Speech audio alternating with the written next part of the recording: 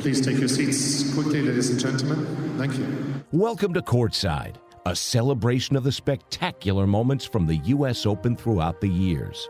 A place where past champions... And I will take you and the memory of you with me for the rest of my life. Thank you. Current players... Goff forehand, Sabalenka's in, cuts off a backhand volley, pass is good, and Coco Gauff, at 19 years old, is the United States Open champion. And the sport's greatest storytellers give you a peek at life behind the net. The person on the other end said, "Is this Mark Woodford?" Yeah, I said, "Yes." And, "Hi, this is Martina Navratilova. I was wondering whether you'd be interested in playing doubles with me at Wimbledon." And I was like, "Yeah, okay, who is this? Who really is this?" This is Courtside, the official podcast of the U.S. Open. Here's your host, Marc Stern. Hello and welcome to Courtside. Thank you so much for tuning in as we get back into the swing of things after a little bit of a break following the Open. It is great to be back with you, and we have a fun show for you. I'm going to chat with Brian Clark about the big takeaways from the tournament, and I'll also chat with Gil Gross, a great member of our U.S. Open radio team who also hosts his own podcast and does work for the Tennis Channel. And I'll talk to Gil about the Laver Cup and some other things that have been going on. So lots to get to. But before we get to those interviews, let me get to some news and notes first. And we'll begin with congratulations to Lindsay Davenport, who was just named the U.S. captain for the Billie Jean King Cup. Now, Davenport was an excellent player in this event. She was an excellent player to begin with 3 Grand Slam singles titles and 3 Grand Slam doubles titles, Hall of Fame member. But in the Billie Jean King Cup, she was outstanding. She went 26-3 in singles and 7-0 in doubles, helping the U.S. to win 3 titles. Now, she replaces Kathy Rinaldi, who did an outstanding job herself guiding the U.S. to a title in 2017. So congrats, Kathy, on a job well done, and congrats, Lindsay. Looking forward to seeing what you do with the squad moving forward. Also, congratulations to Maria Sakkari for her win in Guadalajara.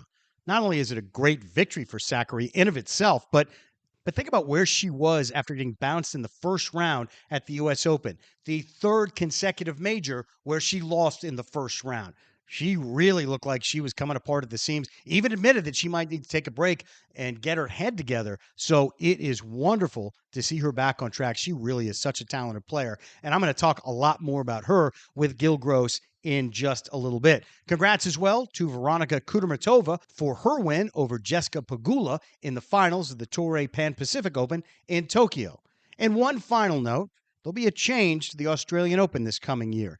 The event will now start on Sunday, not Monday, increasing the length of the tournament to 15 days. Tournament organizers say they hope the extra day will help alleviate the issue of really late matches. This comes after an Andy Murray-Thanasi Kokkinakis match went to after 4 a.m. last year, and you've heard grumblings from players throughout the year about some of these late matches and the effect it has on them as they try and move forward in the tournament after a monster match like that. It's going to be interesting to see how that works and if the other majors will follow in their path. Okay, coming up next, I'll talk to Brian Clark as we put a final wrap on the 2023 U.S. Open. That's next here on Courtside.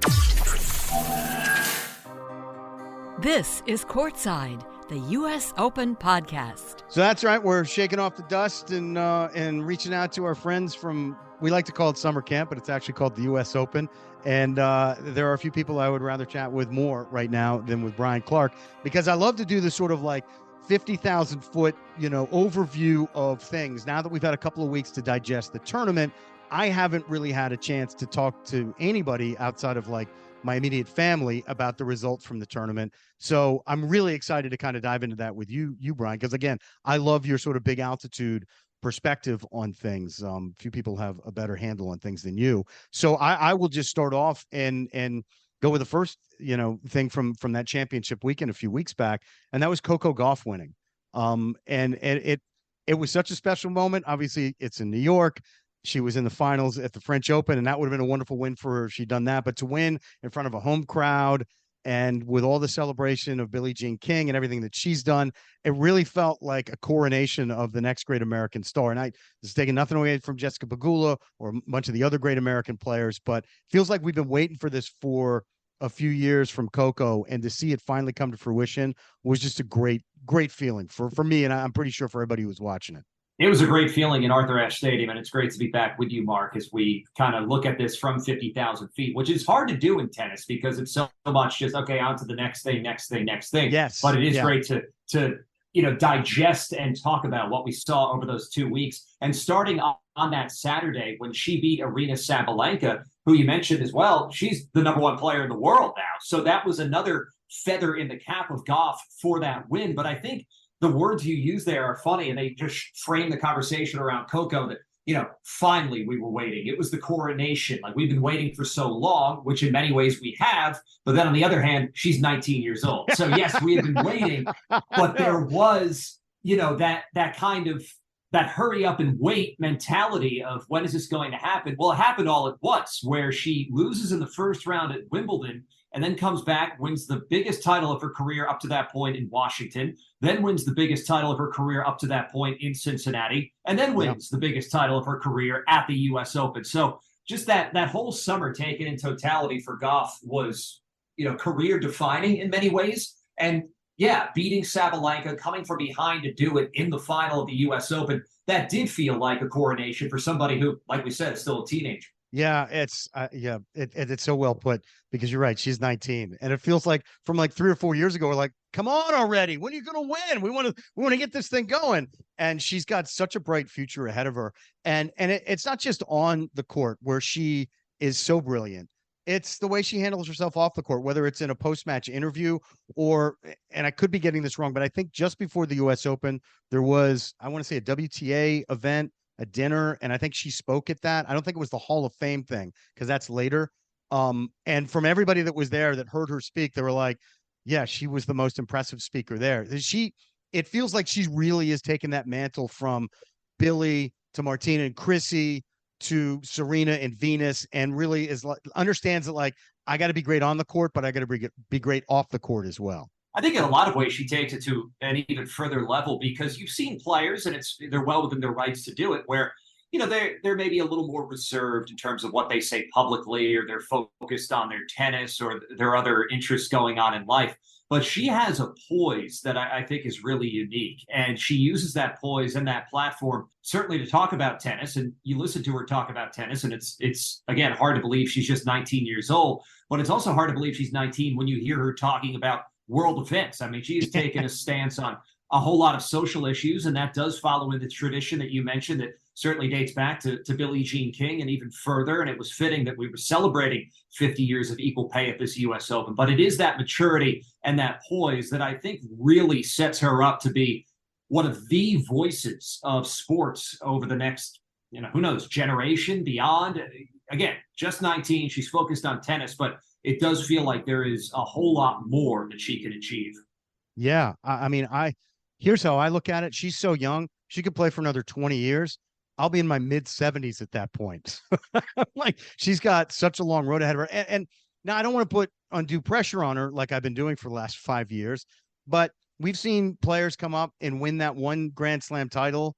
I'm thinking of Sloane Stephens. This is no slight against Sloane, who's been a terrific player and a great champion at the U.S. Open, but hasn't been able to get back to the promised land. I don't get that sense about Coco. I feel like now that she's broken through, she's going to be playing on this level for a very long time. Is that unfair of me to assess? No, it's not unfair to assess, but you also do have to add the caveat that you never know. You never know about health. You never know about kind of unexplained dips in performance. Based on everything we've seen right here and what we've seen over the last few years in terms of how seriously she takes her work, the work she goes through to become a better player, I think that is I will agree with you there, but there is that caveat of you never know. That's true. And we'll get into that with Djokovic and Nadal's comments about being healthy in just a little bit. What's the ripple effect with Coco's win to the other Americans? And I'm thinking particularly with Jessica Pegula, who has up until recently was the highest ranked American player. And again, somebody that plays so well, but gets to a certain point in Grand Slams and can't get past it. I don't think she's been past the quarters in a Grand Slam yet. And it's frustrating as someone that sort of roots for her. You're like, man, your game is so great, but she can't break through the wall. She's close with Coco. They're doubles partners. When you're around somebody like that and you see them kind of break through like that, does that help or hurt you, do you think, Brian? I think it helps. I don't think it hurts. I'm sure it is frustrating because everybody's competitive and they want to be at the top of the game. But then if you're looking at the competitive aspect, think about this. Who's the one player who beat Coco Gauff this summer post-Wimbledon? The answer is Jessica Pegula in that final up in Montreal. That was the biggest title Pegula had won at that point of her career. We know Pegula's career path has also been just a little bit different because of injuries mainly. It took her a little while to get going, to get to these heights. A lot's been made about the resources, the wealth she comes from with her family's business endeavors. They own the Buffalo Bills. They own the Buffalo Sabres. There's a lot of money there where she could easily just walk away from tennis and go have a great life doing whatever she wanted. But to go through this dedication to the sport, to become a better player and to do it the hard way, I think that speaks to who she is. And I also think that's why she's not done. She's not satisfied with, like you said, getting to these major quarterfinals, but then just falling short at that point, getting deep in these tournaments, doing well in doubles, but then to go all the way. I think there's certainly still hope that she's going to do that. Yeah, I agree with you. I do. What about Sabalenka? It was a terrific breakthrough year for her. She's the world's #1 player. She wins in Australia. A really tough loss. It's a tough environment playing against an American in the finals of the U.S. Open. But again, for a player, I think once you break through, she's got that Grand Slam under her belt. I feel like she's got a few more in her if she can keep on track the way she was this year. You're absolutely right. And pound for pound, and we still have another month or so to go. She's been the best player on tour this year. I mean, she is the WTA Player of the Year in my book. And let's call a spade a spade. If you look at how she played, if she plays anywhere close to her best level, to her good level, she's got 2 majors. She just picked a bad day to have a bad day in that U.S. Open final and letting Gauff come back and win that match. So everything that she has worked on over the last couple of years we've talked about it a lot with what we saw in Break Point and what we've seen from her. She's been very open with that mental side of things and the struggle and how you want to, a lot of it's self-belief. She fixed the double faulting issue. She fixed so many other issues that these people are still human, but they're still allowed to have a bad day. So I think that based on the body of work from 2023, I agree with you. We're going to see more from Aryna Sabalenka. And on the major level, that begins with her now as a defending champion for the first time in a major. That's what she'll be when she goes to Australia in the winter in a couple of months. So I definitely think the chance is there to maybe Sabalenka wins this tournament next year. She certainly got a taste of the final. It was a bitter taste, but she's going to lead this U.S. Open with happy memories, and that's where she took over the world #1 ranking. She'd also wanted to walk out of here, of course, with that Champions Trophy, but it still is a career highlight, and I think there are many more highlights to come in this career. Yeah, it's so well stated. And when you combine her along with Swiatek, Ons Jabeur, Rybakina, I mean, there is a nice group of really talented players, all of whom have a terrific shot to win a major in any one that they're in. So, and I think that's nothing but great for women's tennis. But now we turn to the men's game. And some fella, I'm not overly familiar with him, named Novak Djokovic, wins again in the U.S. Open. This is a stat I've been throwing around there because it was amazing to me. I know I've talked about it on the show. It's the 4th year in his career where he's won 3 of the 4 Grand Slams in 1 calendar year. I mean, that alone, Brian, blows my mind. Because growing up, you're like, oh, yeah, Sampra's 14. Like, nobody's, you're not going to repeatedly come that close to winning the calendar Grand Slam. And he's done it 4 times. It's like amazing. And he's not done. He's right there. He's the #1 player in the world again. And he's going to be the guy to bet, the odds-on favorite for every tournament he's in, I would think, right? We'll see with odds on, obviously, because of what Carlos Alcaraz has done and what we expect him to do. We'll talk about him in a moment. But we've got to talk about Novak here, because to do what he's done, like you mentioned, another year where he has taken 3 of the 4 majors, and just the way he wins these matches and the way he just sucks the life out of his opposition, it's something we've never seen before. We've seen all these different dominant styles of tennis. There's just kind of that machismo of Nadal, the intensity, the swagger. with Djokovic, it's so much more calculated. It's like, Yes. The scalpel that he is just cutting you apart. And you don't even realize this is happening until you've been on court with him for an hour and 10 minutes and you're just heading into the tiebreaker of the set, which he's going to go on to win and just completely demoralize you. That's essentially what happened in the second set of that final against Medvedev, where you flip the script from a few years ago where Djokovic did not have his best day. Medvedev played well in this final. He just saw another otherworldly performance from this otherworldly player. And I think now that we've settled this GOAT debate in terms of men's tennis, and sure, we're still going to have it, I'm sure, because people have their loyalties and who they support. I think it's time to start shifting the debate to where this guy ranks in terms of the greatest athletes we've ever seen in any sport. And I know it can be apples to oranges at times, but when you look at his story, this guy growing up in a poor country, there was civil war going on at the time. War torn. And the serendipity of, here's a tennis clinic where he lives. He takes part in it. He's really good. He really likes it. And it's able to work out where now here we are 25, 30 years later. He's got 24 major titles. He is the most decorated, the greatest player of all time. Every time he takes the court, there's some new record falling. And here it is at the U.S. Open. The only downside is that I have to retire now. My favorite stat that I always quoted to you is that it was incredible. He had only won the U.S. Open 3 times compared to his success in Australia. Now he's got 4. He's equal to Nadal. He's one behind Federer. And who's going to bet against him next year? Like you said, that he makes it 5 at the U.S. Open. There's a lot to unpack in that, but I agree with you on everything. And particularly about the way Medvedev played in that final. Because I remember talking to somebody who said, it was a blowout. And I'm like, no, it wasn't. It was it was straight sets, but it was a really close match. And what Djokovic does, I think, better than anybody now and maybe of all time, when there's a critical moment in the match, he will find a way to get the points he needs, to get the break, to hold serve. His record in tiebreakers is insane. He gets to that, he's going to win. I mean, he doesn't win 100% of them, but it's pretty close. And so it's just like he understands. He'll let you play your game, but then there's going to come a game where maybe your first serve isn't all that great and you're down love 30, and he's going to find a way to get that break and win the set 6-4. And you're like, man, I was really in that. Then he'll win the next set 7-6 in a tiebreak. And you're like, damn it, I'm down 2 sets to love and I'm playing really well. And I haven't been able to crack any opportunity with him. And he's so prepared. He's in such great shape. The only person other than Nadal or Federer who I've seen sort of fluster him is Carlos Alcaraz. And this is, again, not an insult to Daniil Medvedev, whom I love watch playing and played brilliantly to knock out Alcaraz. But there will always be a part of me that thinks, man, we didn't get the final I really wanted to see, because I think Alcaraz would have extended that to 4 or 5 sets and may have won that match. Is that fair? You could say that. I don't think he was beating Djokovic. I don't think he was good. Just based on what we saw over the 2 weeks, Alcaraz was not really tested in his quarter of the draw. And I think with Alcaraz, and we can talk about him in a little bit, I think you just saw the year he's had where he wins Wimbledon. He's deep into all these majors. He's the world number 1.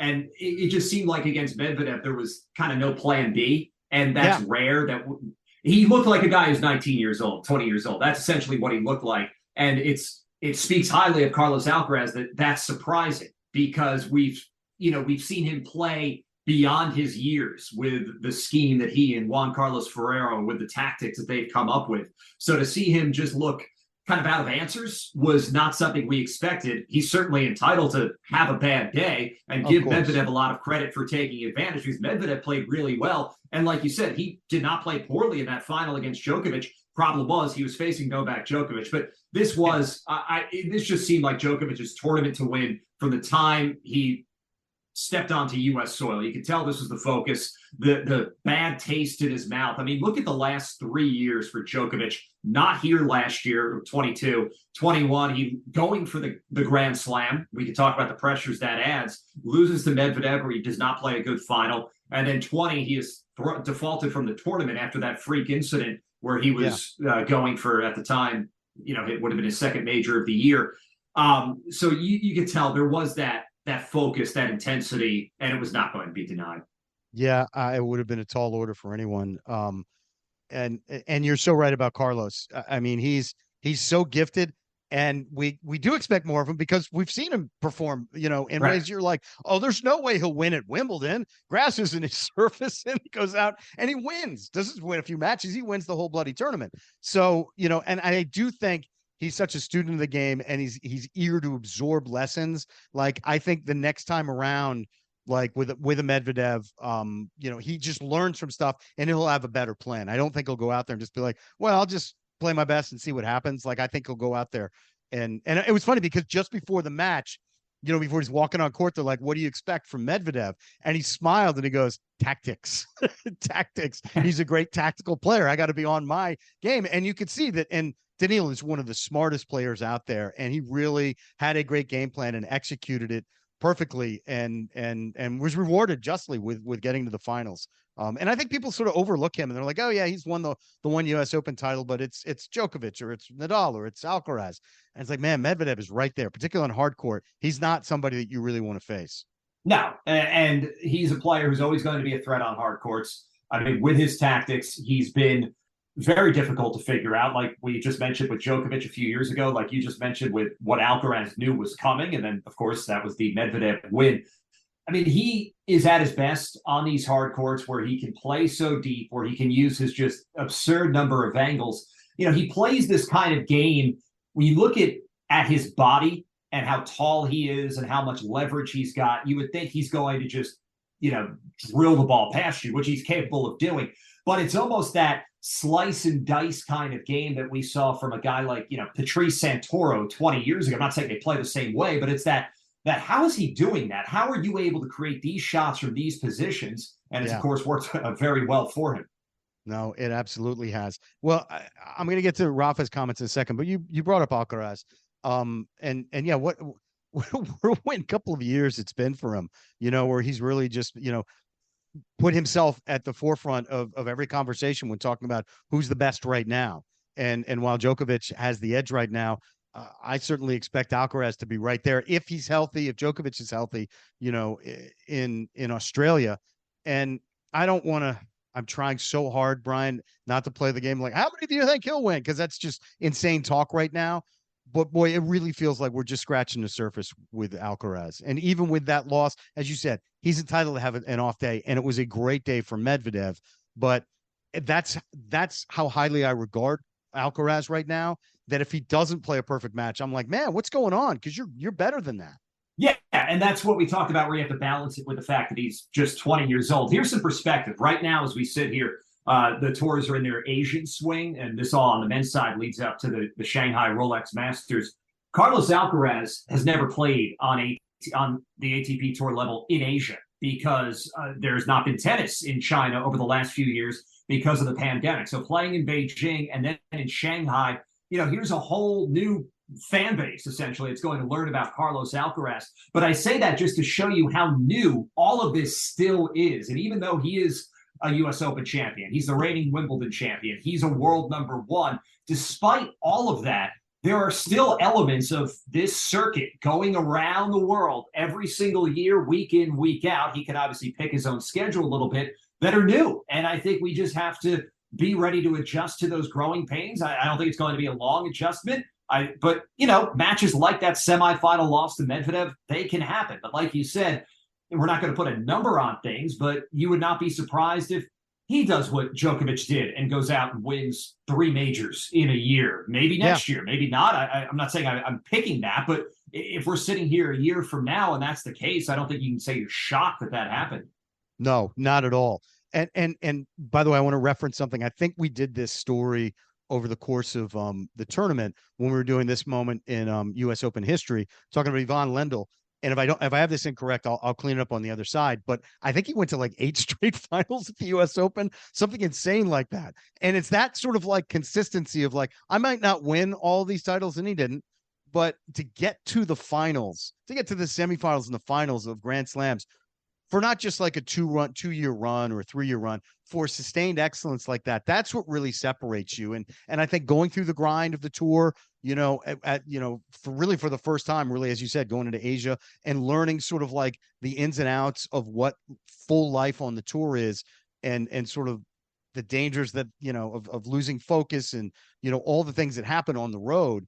All of that is going to be great learning experiences for Carlos Alcaraz. And you're right. He still is just in the very beginning of what we expect to be a brilliant career. But it's that sustained level of excellence. And I don't think he's going to be a guy that we're going to see be good for about 3 or 4 years and then just sort of fade off after that. He just feels like he has the makeup of somebody that has the ability to do great things. Yeah, everything's gone as prescribed so far, as you would expect, as you would hope for. And I agree with you that you're going to see it just consistently for a long time to come. There's no reason to think otherwise. But then again, like you mentioned correctly, that Ivan Lendl went to 8 consecutive U.S. Open finals. When you look at how a guy like Novak Djokovic plays, you would think, okay, he should have been to 10 consecutive U.S. Open finals. He wasn't, for this reason, that reason, whatever. Things happen. So yeah. I think you can see it, but you do know that reality can be a bit different.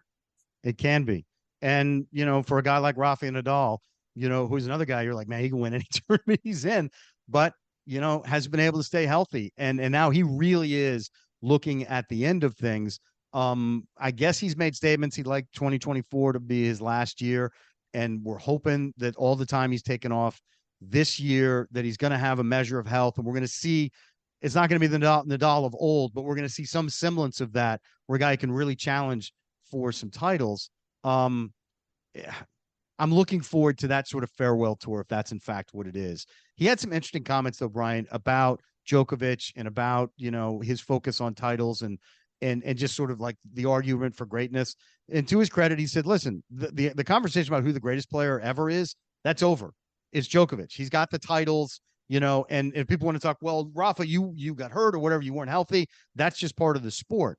And then he sort of, and I'm paraphrasing here, but sort of talked about like people are going to have their own favorites based on just personal preferences, and so I don't want to get into like, oh, people might like me more than they like Djokovic, but Rafa really seems to have a very good sense of the greatness conversation and his own place in all of that. And that doesn't surprise me at all. No, it doesn't surprise me either. And I think it's also easier for him because he's got a pretty nice spot in that greatness conversation. He's the greatest clay court player of all time. And he's somewhere in, let's call it the top, 4 players of all time in terms of, you're looking at major titles won, he's in the top 2. But if you're looking at where things are overall, he's in that top 4, let's say. So yeah, I'm not surprised that he's got the good perspective on things. And it is interesting to see this part play out as we look at, let's call it the big 3 with Djokovic, Nadal, and Federer, because it's not a secret that the Federer-Nadal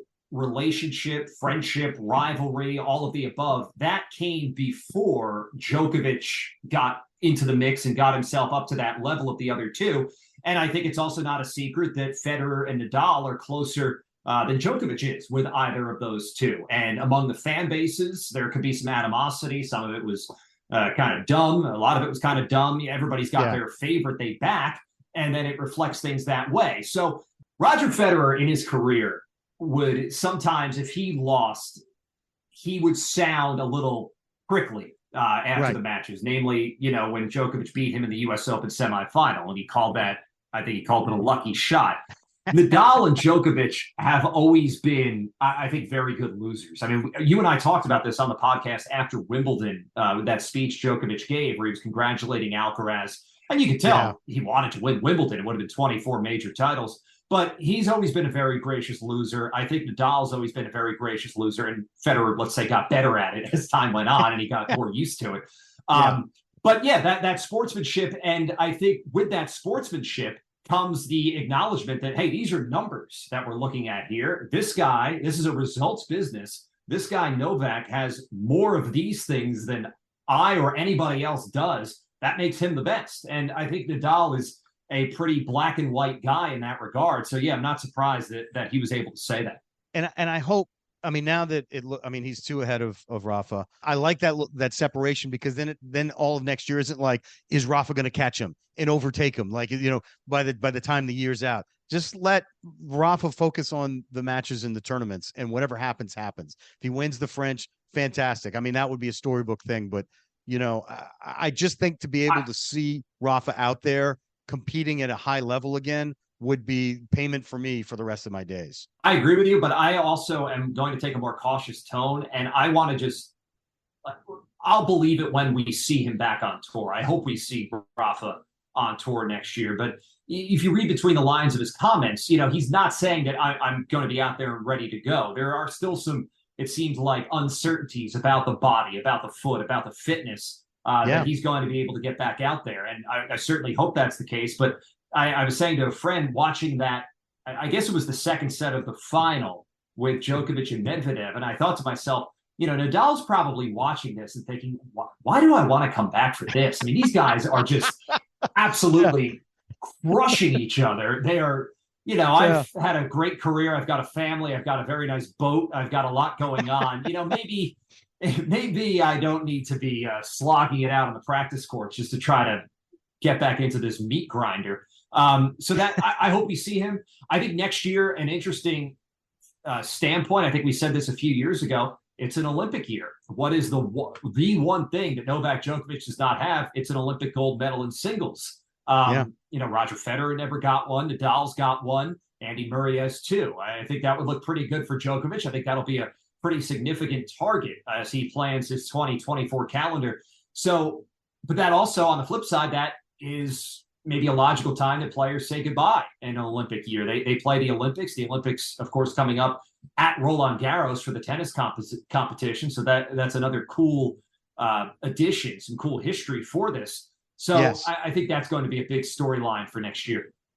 It will be. And the fact that it's Roland Garros, you're like, all right, well, it's not like Djokovic can't play on clay, but Alcaraz is great on clay, and Nadal obviously is the king of clay. And by the way, another thing about Nadal, as he looks and thinks about all the things he could be doing instead of like getting, slogging it out with these heavy hitters out there, he's like, I've already got an heir, a successor. Alcaraz is like, he can pick up the mantle of great Spanish tennis and just carry this forward for the next 10, 15 years, whatever it is. And I can sort of whisper in his ear, from, next to the throne.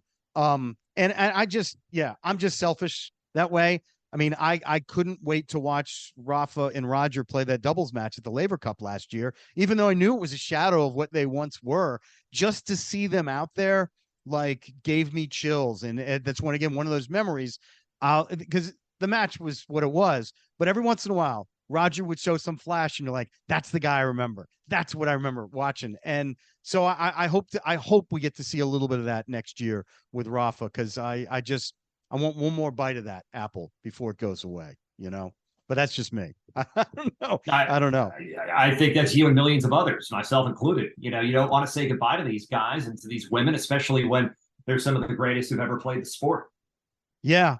I mean, I hate it when any of my, the people I love for baseball, I remember when David Ortiz retired and it was his last game for the Red Sox. I actually turned the game off, and I was like, I can't watch him go away, because in my mind, then I didn't see him retire. He's not really retired, because that's what kind of a knucklehead I am. But I promise I will watch all the way through for Rafa, whenever it is the end for him. And for Djokovic, I don't even know when that end will be, because he's still playing at such an incredible level. And next year, you're so right at pointing that out. He'll be looking at, because the level he's at, Brian, he's going to look at it and say, well, you know what? Let me get the calendar slam and the golden slam. Let me do it all together right there. And that really will cement my legacy who's going to challenge it at that point? And that's a tall order with all the competition out there, but I guarantee you Djokovic, it's in his mind, on whether it's front of the mind or back of the mind, it's got to be out there for him. Absolutely. And I think, Novak's father has been open about saying, he's always been kind of an open book throughout his son's career, but saying that he wishes Novak would retire, that, he's done enough.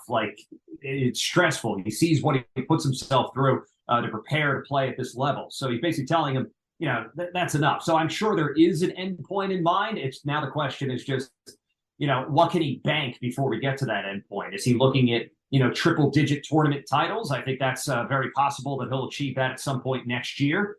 Yeah. And that would be a nice one. And not many guys who've got that. The Jimmy Connors record of 109 titles, that's maybe a little bit further away. Not sure if that's feasible, but, you doubt this guy at your own peril. Exactly. What a great way to end this. I can't top that. So that will end this conversation. Brian, I always love getting a chance to catch up with you. Thank you for letting me sneak a little bit of Red Sox in there. It's been an awful year for the Red Sox and the Yankees. But then wait a minute. I talked to your dad and I found out you're a Phillies fan. Is that something we could say on the air? We could say that on the air. The playoff bound Philadelphia Phillies for our American fans. Yeah, I was raised a Phillies fan. I worked for the Yankees, so that obviously that colors things a little bit. But yeah, sure. I know. My dad is as big a Phillies fan as you'll meet. So we're so now I'll root for them in the playoffs. Yeah. Yeah. Well, I'm glad you have something to root for. It was great meeting your dad, by the way. He's a really good guy. And it is always great when I get a chance to hang out and catch up with you. So thank you so much, my friend. I'm gonna hold off for predictions for 2024 until we do our roundtable discussion at the end of December. So you got some time to think about your picks for 2024. I think I tipped my hand a little bit, but it was great talking to you. I'll try to hone those over the next few weeks and months. All right. Thanks, man. Thank you. And Brian is absolutely right. Doubt Novak Djokovic at your own peril. When it's all said and done, the numbers he will put up just defy the imagination. Great stuff from Brian, as usual from him. Coming up next, another terrific member of our U.S. Open radio squad who's a rising star in the tennis broadcast world, Gil Gross. And he's on with me next as Courtside continues. This is Courtside, the U.S. Open podcast. I'm very excited right now to welcome Gil Gross to the show. Gil has been a buddy of mine for a few years now, and he joined our U.S. Open crew. Does such an amazing job with the post-match interviews and the play-by-play that he does. He works for the Tennis Channel. As I said, he works for the U.S. Open radio crew that we do. He's got a couple of podcasts because he's young and he has a lot of energy, unlike me. He does Monday match analysis and 3 the tennis podcast, and are great, and you're great. And I love getting a chance to work with you and pick your brain about a bunch of stuff. But this is a treat for me. I wish I was with you, Gil, because you're in a place I love in California. I don't want to give. Are you near Santa Monica? Are you in Santa Monica? I'm pretty close. I'm in Culver City, but Sterno, I'm so happy to be on. You do an absolutely killer job with this podcast, both during the tournament, daily, where I don't think there's anything in the tennis world that is anything like what you do with this podcast during the U.S. Open. I think everybody should be listening every day, especially in the morning before U.S. Open radio flips on. And look, I always say U.S. Open, my favorite 2 weeks of the year, probably. And a big part of that is seeing you up in the booth, the camaraderie, the teammate that you are. I absolutely love it. So it's great to be on. It's a great crew. Jim Knapp has built a great team, and to have you be part of this team. And I'm going to paraphrase myself. I don't want to totally embarrass you, Gil, but like, you're one of these guys I look at, I'm like, oh man, this guy is going places. Like, you got a world of talent, and it's fun to watch you, realize all these goals that you have and just continue to crush it everywhere you go. So this is a lot of fun for me. And you know what? We've never really gotten into the conversation about how you became a tennis fan. We've talked a little bit about it here and there, and I'm 150 years old. So I go back, my early players are like Don Budge and Big Bill Tilden. I'm kidding, of course, but I really grew up with like McEnroe and Borg and Connors and Chrissy and Martina. And that was such a golden era of tennis. And for me, that was like, okay, I'm hooked for life. And then fast forward 20 years and you're like, oh wow, we have another golden age. We've got all these amazing people. But how did you start on the path when you became a great fan of tennis? Yeah, I guess there were a couple of factors. The first thing is the playing side of things, where I took a liking to playing tennis. I think a lot of that is just my personality and my character embracing the one-on-one aspect of it. Sure. I think another part of it, honestly, if I were 6'3", 220, maybe I would have been playing football or something and basketball, and I would have left tennis by the wayside. But I actually felt like it was a sport where at my height, and I was always one of the smaller guys, I could still be really, really good at it. And that actually motivated me and inspired me. Like, oh, this is a sport where the best players in the world, when I was growing up at least, were 6 feet or 6'1". You look at the big three, they're all between 6 feet and 6'1". Yeah. And my favorite player ended up becoming David Ferrer, because I saw him as a guy who could have success without, the big power and without the big serve. And I'm like, oh, I need to play like that guy. So that's actually, despite him, getting his butt whooped by the three guys above him for 5 years and just, being kind of, or actually I should say 4, because you throw Murray in there, he was just the 5th best player in the world consistently. That's the guy who I supported and got behind. And yeah, I would say that's the multifaceted answer to kind of how I got into tennis. And I had some great coaches over the years, and I was a sponge, and I learned a lot from them. And I started to get really interested in the technical nuances of the game and the tactics and the strategy. Another thing, when you don't have maybe all the physical tools and you're not going to hit the serve 120 because you're not 6'4", it's like, where's my edge? I got to work harder. I got to be smarter. And that kind of got me into the game in this way. I figured out I wanted to be a sports broadcaster, but it took me a long time before I realized that I would probably use my tennis niche as kind of my first foot in the door. Well, your passion and your knowledge, it's unparalleled. And it really is, again, off air, on air, when we're chatting, I'm like, man, I got to bone up. I got to keep up with Gil. And I can relate to that because I am also not a big guy. And I was always the smallest guy, in my class. And when I was growing up, I was a little bit older, but when I saw Michael Chang win at the French Open, first of all, it was great to see an American win because it hadn't happened since like Tony Trabert in like 1955. And to see Michael Chang, I was like, this little guy, this is great. Like, it showed me a path. And, I was okay at tennis, and I've always loved it, but I really wish I had poured more into it when I was younger.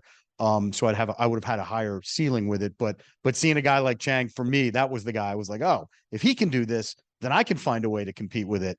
But it is tough when you're playing against somebody who's like 6'4" and you're just booming serves down your throat, and you're like, how am I supposed to compete with this? And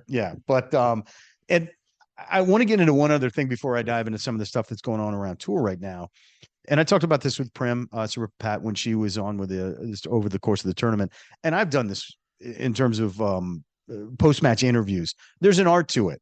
I don't think I was the best at it. I always tried to have fun with the people, and that was my sort of in with them. Let's just have some laughs, and you've only got a couple of questions. I always felt like an enormous amount of pressure because sometimes there's a producer like screaming in your ear, make sure are we live? Here's the question you got to ask them or whatever. And I always was like always really nervous about it. You do a fantastic job with it. When you approach that, what are you thinking? And like, how do you pull it off so well? I think the biggest thing is reading the situation and not having a rigid set of rules in your head. Yep. So, for example, if we're looking at a first round match that was straight sets and the player who was supposed to win won, I might ask one question about the match, certainly not 2, certainly not 3, maybe 0. And on the contrary, if this was an epic with a really fascinating medical timeout in the second set and a crazy turnaround in the fourth set, and in the fifth set, there was an interaction with one of the players' coaches, and that was something, right? Then it's all 3 questions. I'm talking about this match that we just witnessed. So it's really, I think, being adaptable and not being formulaic about it, and then actually asking a question. I think that's the biggest thing with I guess, without, calling out anybody at all, right? Just like people asking questions, whether it be in press conferences or on television. I don't like, talk about this. That's not a question. I don't like, how big is this win and how much confidence did it give you, right? That's just leading them, right? You're just asking them, you're giving them the answer. Say, yeah, does this give you confidence? I like that so much more. So those small details are things that I hone in on. Ask questions and read the situation.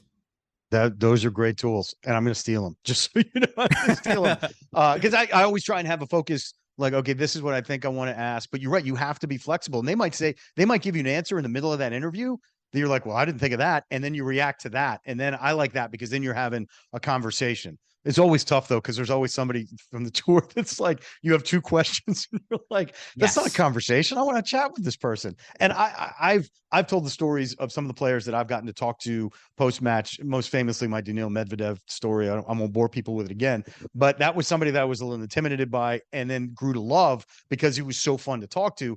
Nick Kyrgios is another guy that I was terrified to talk to, and he was so nice. Like, he was genuinely a sweetheart. And so with all the craziness that surrounds Nick, I'll always have a soft spot in my heart for him because he was a really cool guy to me in a one-on-one situation.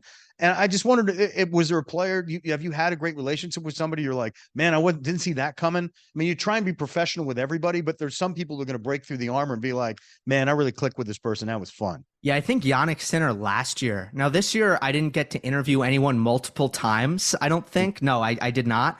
It's always nice when, and I think Yannick last year was like 3 times. So it's always good when it's like, good to see you again. Good to see you again. Yeah. Wow. You're still going. This is great, man. Wow. Yeah. I love that. Yeah. But, little things like, does the player look you in the eyes, right? Like, is there eye contact? Are they actually putting in an effort to give you a good answer? Those are the biggest things. It's not about how good is their English, or, are they, how witty are they? I mean, some of those things are nice, but it mostly comes down to which players are giving you effort and want to give you something and are listening to your questions.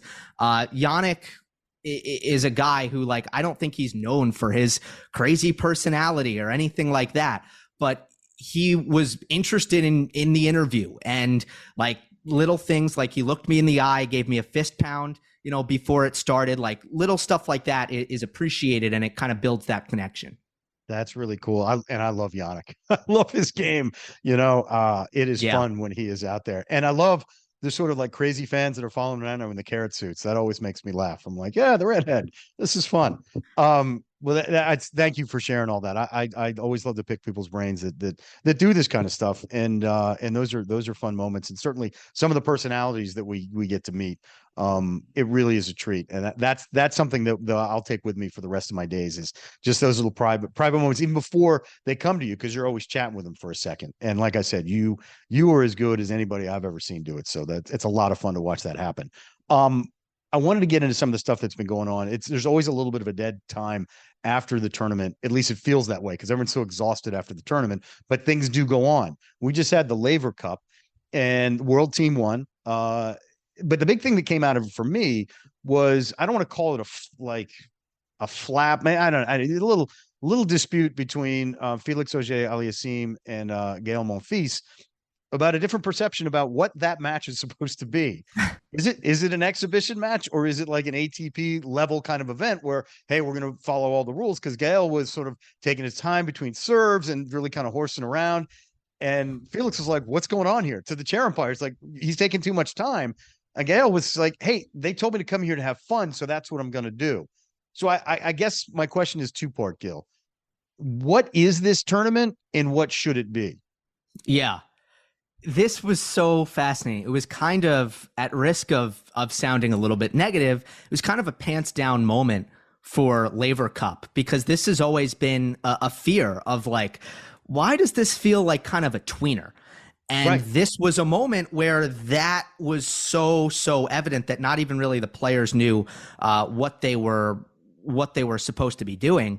Look, I've always had an issue with this event counting, especially when coaching, like, let's rewind back to 2017 when it launched. Coaching is illegal, right? And one of the main features of Laver Cup was you have Roger Federer in Alexander Zverev's ear coaching him in between every point. Wait, this counts? This is a real match that's going to count on the record? Like, this isn't the rules. Then obviously you have the super tiebreak after the third set, which is not a tennis match. It's a type of tennis match, but it's not a tour match. It's gotten to the point where, and for those who don't know, in the official records, these Laver Cup matches count, which I think is something that Federer and teammate, the organizers of the event, lobbied for to kind of give it more credibility. As a broadcaster, if I'm looking at the head-to-head between Novak Djokovic and Felix Auger-Aliassime, and I see that Felix beat Novak at Laver Cup. I don't feel comfortable saying the head-to-head, and I don't have it in front of me, so I'm going to make it up. I don't feel comfortable saying the head-to-head is 4-1 Novak. I can't say that. It feels disingenuous to me. I have to say it's 4-1 Novak. The one Felix win was Laver Cup. Yeah, you have to qualify. It's a different thing. Right. Yeah, you have to qualify. And by the way, I should have said this up front. I love the idea of the event. I love that we're honoring Rod Laver. I love that that's out there now. I love that Roger put this thing together. And certainly last year when Roger and Rafa were playing as a doubles team, I didn't care at that point. I was like, I just want to see these guys. That really felt like an exhibition, but I was like, this is for the fans. And that moment, I mean, that still gives me chills thinking about that. But really, when I saw this back and forth with Gael and Felix and the chair umpire, I'm like, well, yeah, this is a great question. What do we do with this? Is there a way to make this something that it's not, to give it more solidity, or to say, look, we're just going to make this an exhibition and it's going to be a gift to the fans where we're going to get the best players in the world and do some kind of round robin and we'll have some fun with it, but it's not going to really matter. My vision of it would be more on the exhibition side, but not as a goofy exhibition. I think if you get all the best players in the world, which is kind of, look, I don't think the players who have been participating in this event over the years have been concerned with the money or the rankings points so much. It's kind of, wow, this is a very exclusive club. This event is extremely well put together, and we're going to compete as hard as we possibly can because this is the largest team event and the most exclusive team event on the tennis calendar. And that is, I think, the sweet spot for the event. Now, this year you had an added wrinkle, which is the lineup just wasn't as good as it has been in years past, and not even close, Sterno. I mean, I actually put together the numbers for Monday Match Analysis, and I'm just going to rattle off, since 2017, how many top 10 players have been on Team Europe? 5, 4, 5, 6, 5. This year, 2. And there were only 3 top 20 players. So it was a significantly weaker Team Europe. Team World was kind of par for the course, in fairness, but Team World has traditionally been the weaker side. But you look at a guy like Gael Monfils, why was he invited? And this is why I'm kind of on Monfils' side in the Felix, mile qualification. Yeah. Why was he invited? Right? He is, let's see his ranking, and I understand there have been injuries. He's 141 in the world. He's not there because he gives Team Europe the best chance to win. He's there because he's one of the great showmen. Yes, people love him. In the history of the sport. That's why he's there, to entertain. So I think he's looking at it like, look, I know why I was invited here, and I'm just doing what I thought I was supposed to be doing because that's why I got the invitation. And you know what? He's right. Yeah, he is. He is. I mean, he's one of the most beloved players from fans, like fellow players everywhere. And you're right. One of the great entertainers in the history of the game. It really is fun to see him play in New York because that can be a tough crowd. And man, but when they love you, and they love Monfils. But I guess this also came to mind for me as sort of like, okay, what do we do with this? Because this is the week that we get the Ryder Cup in golf. And that really is, for an individual sport that becomes a team sport for this weekend, that really is one of the great sporting events that you have. And I know Djokovic, I think, played in one of the, I guess it was like a pro-am kind of practice round. Came out, of course, the first tee with a tennis racket as a joke, which I actually laughed at. That's something I probably would have done. And I know he has eyes on something like an event kind of like that. And if there's a way that, I mean, Davis Cup is great, but the way that you can get the top players from the world, it would be this format, the Europe versus the world or something like that. I feel like that would be huge for tennis. And I feel like we have the kernel of it with the Laver Cup. We just need to figure out a way to make it work and make it count and still have it be exciting and thrilling and entertaining for fans. But I think that's doable, don't you? I do. I don't know exactly what happened this year with the lineup. Players just were not as interested in playing. My one concern is the lineups have been so strong over the years. It leads you to question, why did this feel so big? Because legitimately, Laver Cup, at times has felt like one of the premier events or premier weekends of the tennis calendar. But my point is, you could have Federer, Nadal, and Djokovic play Duck, Duck, Goose, and millions of people would want to watch. Yeah, right? I would. Yeah, I'd watch that. I'd sign up. I'd pay per view. Feels like that so would be it's on the Ocho, don't you think? Right, exactly. So when you strip away that star power, is the Laver Cup format attractive enough to be an entity unto itself? That much I'm pretty unclear on. I think we'll know like 5 years from now what the answer to that question is. But ultimately, I trust the people involved. Like, they have huge resources. Roger Federer is at the helm. I feel like they're gonna make this thing work in the post Big Four era. Yeah, I agree. And I love that Roger paid tribute to Rod for this. And even Rod, there was like the audio running from last year when he goes, "Hey, thanks for letting me be a part of this." And Roger was like, "What, are you kidding me? You Rod Laver, you're like the greatest, man." And it's always fun for me to see the hierarchy within the group of like the greatest champions of all time. Like to see a guy like Roger sort of looking up at Rod Laver and being like, "You're the man." And I'm sure in Rod Laver's youth, I don't know, maybe it was Don Budge or something like that, he's like, "Oh my God, you're the best ever." There's always that relative, relationship between different champions and how everybody sort of looks up to different people. But I think you're right. They do have the resources and they got the brain power. And I hope they can figure it out. I expect that they shall. But let me switch to some stuff that was going on the actual tour. Not denigrating the Laver Cup, but in Guadalajara, we saw Maria Sakkari get a win. It's a 1,000 level event. And this is for a player who I think everybody was kind of like painfully looking away after another first round exit at the US Open. And she even said, "I might need to take some time off." What do you think happened to sort of get her back on track? And just what is your takeaway from that win? Well, I mean, I'm really happy for her.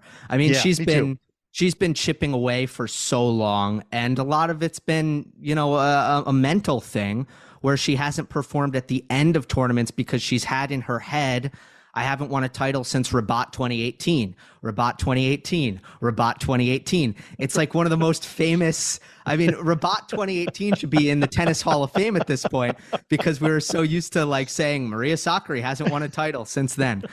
So I think that was a huge weight on her shoulders.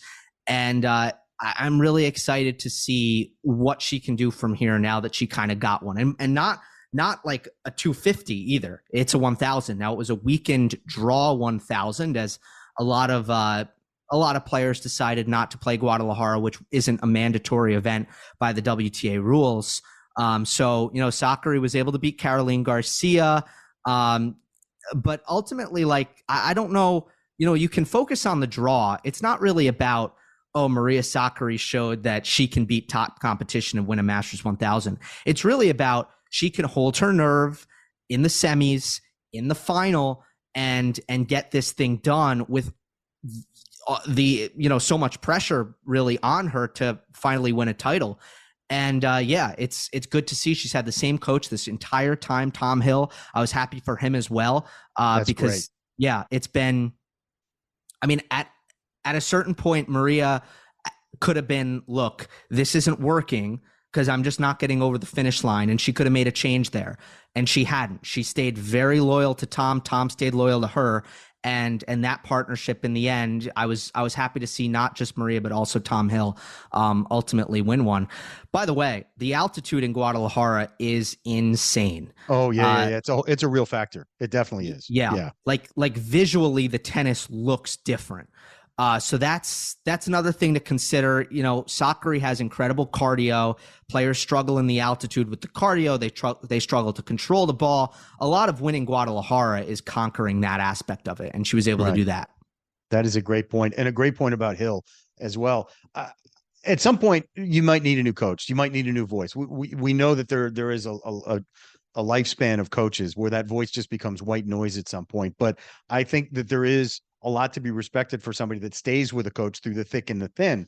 And, nothing is a bigger warning sign to me when you hear about a player going through like 3 coaches in a year. You're like, what's going on there? Like, it's not the coaches at that point. It's on you.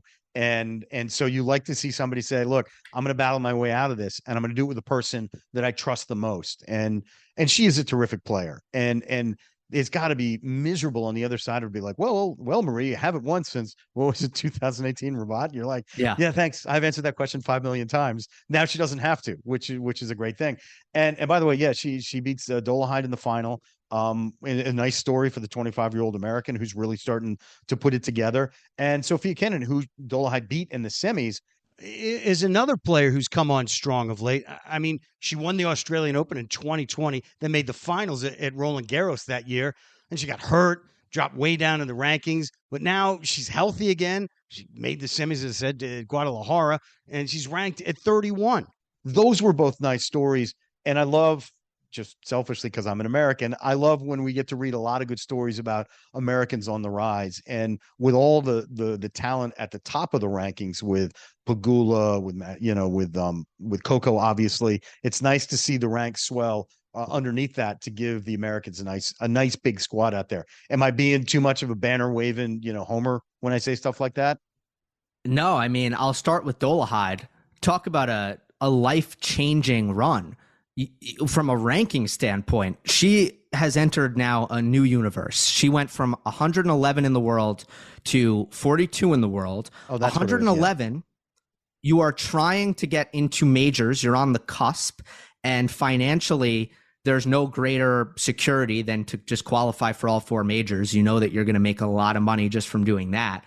Yeah. And then, the rest of the year, you have the Masters 1000 tournaments where if you're not inside the top 65 or 70, you're not going to really be able to get into those unless you qualify. So Dolehide goes from a player who is going to really struggle to play anything above the 250 level at 111 in the world to a player who's going to be able to get into any event that she wants. So it really sets her up for 2024 in a huge way, similar to like what Chris Eubanks did this year. Completely changes the outlook of the entire career in a snap. Kenin, I actually watched her at the U.S. Open. I watched 2 of her matches or covered 2 of her matches, and the talent is so evident. The easy power she has, the timing she has in her ball striking is incredible. And she also competes extremely hard, very, very intense competitor, which is usually a good thing. I think, at times it's gone the other way on her. And she's, I don't know, the intensity has maybe overcome her and it's kind of flipped the other way, and she's not focused and she's not competing as hard as she can. But when she's right, she's an unbelievable competitor. And I think the fitness side of things have gotten really, really good recently. And she had a quad injury after Wimbledon, but let's not forget, she was the last player to beat Coco Gauff at a major in the first round at Wimbledon. That was a great win. She had a quad injury, which I think affected her ability to actually contend this summer. She came back at the US Open. I asked her about her quad after she won her first round match, and she was like, not going to lie, it's sore. So I kind of knew that she wasn't going to be able to do anything in terms of going deep in the second week of the US Open. But she is starting to find the consistency that is going to get her to the level that we saw her get to when she was making 2 major finals right before the pandemic hit. Yeah, and she does have a world of talent. I do love those stories, where players were at a level, have fallen off in the fight to get back there. And it has been fun to watch her do that. And I could not agree with you more, Gil, about the life-changing result for Dolehide. And talking to players, that if cracking the top 100 is a major deal, but to go from, what was she, you said like 111 or something like that, to 41, that is going to open up doors for her and take so much stress off of, okay, I don't have to spend time in qualifying. I'm going to get a draw, and that's going to give me an opportunity to make money. And you're right, just making the Grand Slams, I mean, that can financially help you out for the entire year. So that I cheer for that. I love seeing the players get to deal with that, and I can't wait to see what Chris gets to do in the coming year. One final question for you, and sorry to spring this on you. I was just thinking about this as we're talking about players that coming back. Naomi Osaka has made plans to come back in 2024, and she's obviously a tremendously talented player. But I worry that she's taken a few years off now, and there's some serious talent out there. I know this is so early and it's a completely unfair question, but I'm kind of a jerk, so I'm going to ask it anyway. What do you think we should expect from Osaka? And she's also been a mother, which is great that she's, going to get out there. And we saw 10 mothers competing, at the US Open this year, which is amazing. But what do you think? There's a lot kind of stacked against her, not to mention the fact that she was dealing with some issues with pressure from press that really, I think, was impacting her ability to play on the court. So when you bake all that together, what kind of cake are we going to get? Yeah. So such a fascinating storyline heading into next year. Isn't it? Don't feel bad about asking about it. I told you before we got on that I like to be surprised. Generally, here's where, everyone kind of has their philosophies and their biases when it comes to a question like this. And for me, it's pretty simple. I give great players who aren't very old the benefit of the doubt when they're trying to come back. I think you do not forget how to hit a tennis ball, especially when you are a power player. And I expect Osaka to come back and still have one of the top 5 first serves on the WTA Tour and one of the biggest forehands on the WTA Tour and a backhand that's deadly accurate and highly offensive. So the only time, like, I can think of an example where maybe it didn't work out so well, which is Kim Clijsters. I thought that was, just purely physical. She just wasn't ready with her age to do it physically. But if you're Osaka and you're still, I'm going to grab her age, 25, I was going to guess that, you're athletically and physically, you should be in good shape. She should be able to get to a point. Yeah, 100% prime. So to me, it's not as if she's going to come back. And I agree with you. The game does always get better. It's always moving forward. It's not going to be easy, and no outcome is guaranteed here. But if I were to guess, Osaka at some point is going to contend for major titles again, as long as she mentally can make improvements upon what, the headspace that she was in towards the end of, I'll say, part 1 of her career, where look, she just wasn't enjoying the life. She wasn't. And yeah. And I want to throw this in here because there's a lot of kind of confusion and questions around, like, why is it hard for Naomi Osaka to do this? I had a chance to talk with her hitting partner, Karu Sell, earlier in the year. And I asked him that question. He's been around Naomi, when she was winning the US Open and all of that. And he said, it's very simple. She's shy. She's introverted. This is a hard life for a shy introvert. And it doesn't mean that she's not into other things off the court, like fashion, right? And doesn't mean she doesn't want to be on the cover of a magazine like Vogue or something like that. But in terms of speaking in front of people and being constantly in the spotlight with big crowds and fans, she's just not that comfortable in that setting. So it's going to be, how does she manage that when she comes back? But from a tennis standpoint, my philosophy is always, they just don't forget. Injuries and physical is what makes people fall off. But if it's not going to be that, I think she's going to come back really strong. It would be nice to see her out there with those, as you said, that booming serve and those great baseline shots. She got 2 Australian and 2 US Opens, right? That's not right. A bad resume. If that's part 1 of your career, that's a pretty good part 1. Let's see what happens in the sequel. It is a fascinating story. There's a lot of layers to it, and I am really interested to see what she brings to the court. And I say that with all exciting anticipation. I think it's great for the sport, and it's going to be fun to see what she can do. And now we got Coco as a Grand Slam winner. A lot of exciting things going on. It's not the dead period of the year yet. That's really the end of the year, like the end of December, but it's with no majors ahead of us for the rest of the calendar year. It's like the time when it kind of slows down. But there's always stuff going on. And that's why I'm so happy I got a chance to chat with you and pick your brain. You got great insight, great analysis, and you're a great broadcaster. I should point that out as well. You got to catch Gil on the Tennis Channel or one of his 2 podcasts, Monday Match and Analysis, and 3, the Tennis Podcast. You're doing great work, and it really is a thrill to get a chance to catch up with you, Gil. Sterno, this was so much fun. I will come on anytime you want. And yes, let's do it again. Yeah, let's do it again. Thanks so much. a true pleasure to catch up with Gil. Hey, he and I are both little guys. We got to stick together, right? Seriously, he's got a great mind for the sport and great skills as a broadcaster and just a terrific guy on top of all of that. Well, that's going to do it for us today. So let me thank the USTA for making this show possible. Let me also thank Brian and Gil for coming on. We'll be back in a couple of weeks. So until then, be well, and we'll see you next time.